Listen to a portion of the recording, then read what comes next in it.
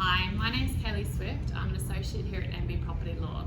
I thought it would be important to take you through today about purchasing a commercial property.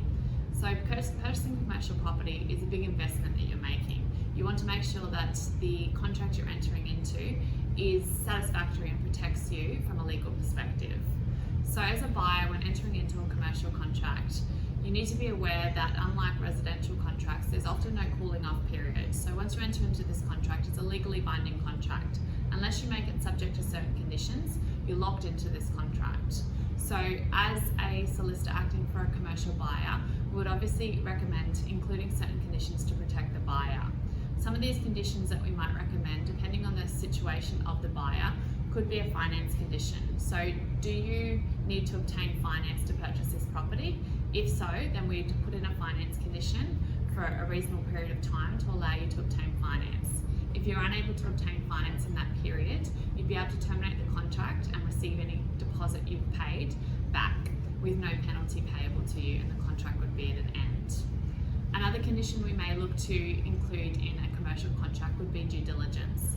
With commercial properties that are being purchased, sometimes they're subject to various different leases.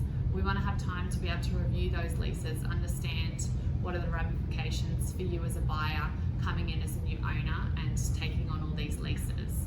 You'd also want to be able to undertake some other searches in the due diligence. That may mean different council searches for different property structures. You may need to also liaise with your accountant during this period in regards to the leases and what income you're going to receive from them and whether that stacks up with the purchase price you're looking to pay for the property. If the property is subject to community title scheme, then we may also want to include a special condition regarding a body corporate comprehensive record search.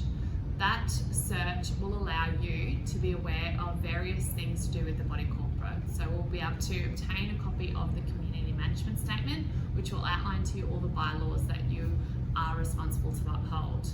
It may also outline other things such as meeting minutes from various body corporate meetings that have been had, which could bring up various information. For example, if there's not enough money in the sinking fund and they need to strike a special levy to undertake some works, then you may become aware of this.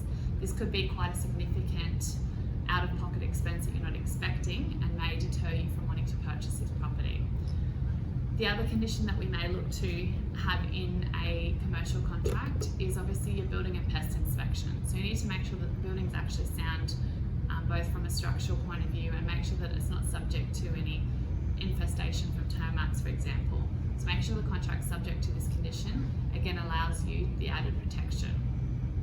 If you are looking to purchase a commercial property, then I do highly recommend you speak to a lawyer first to ensure that the conditions are drafted in a way to suit you and to ensure that your needs are protected as a buyer. My name is Kayleigh Swift. I'm one of the associates here at MB Property Law. Thank you.